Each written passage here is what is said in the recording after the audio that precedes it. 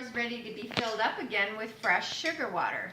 Now see how it's kind of gotten a little dirty around here? So like every 3 or 4 refills, you know, I'll put these grains in a fresh, clean jar.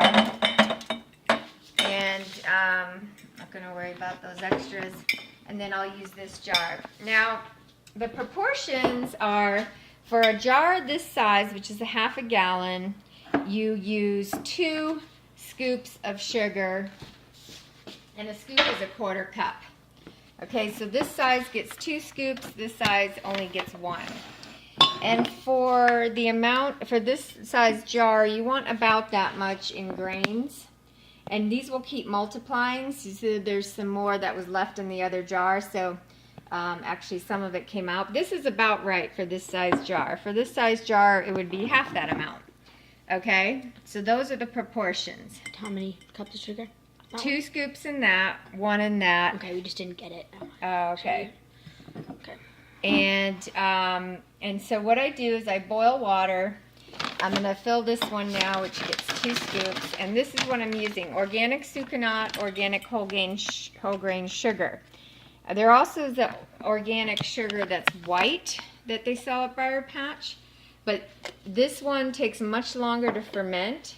But if you're going to be gone for a few days and you want this first ferment to take a while, then use the organic white sugar because it'll take much longer. These have been going in like 1 to 2 days. So I'm just going to use this for now because there's so much more mineral. And I use it in one of these measuring jars that can handle high heat. So 2 scoops because we're doing the big jar.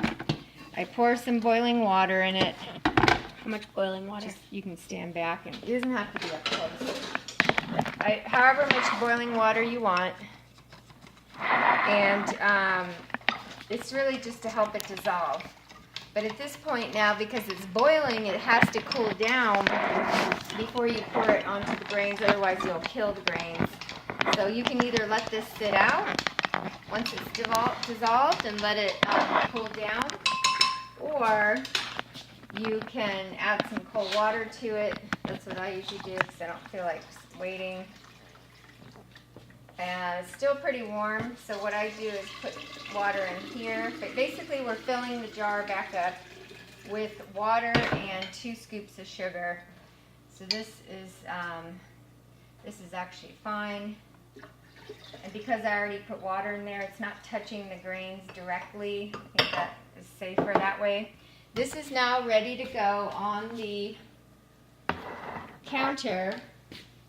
But you want to cover it because bugs will fly in, but it has to be able to breathe. That's why there's a cloth. And now this I just put back on the counter, and I usually put it towards the back because I know it's the oldest. And now this one's going to be ready tomorrow probably because I just tasted it and it wasn't quite ready yet. And this is the white sugar, so this one has been here a while, whereas I've gone through this jar a couple times already. And that's it. So as the grains multiply and you get too many grains, you're going to have to take some out, like, you know, and you can either start a new jar or you can give them to a friend. I think that's it. So hope it helps. Of course you're going to have questions, so just ask me. Bye, Brenda.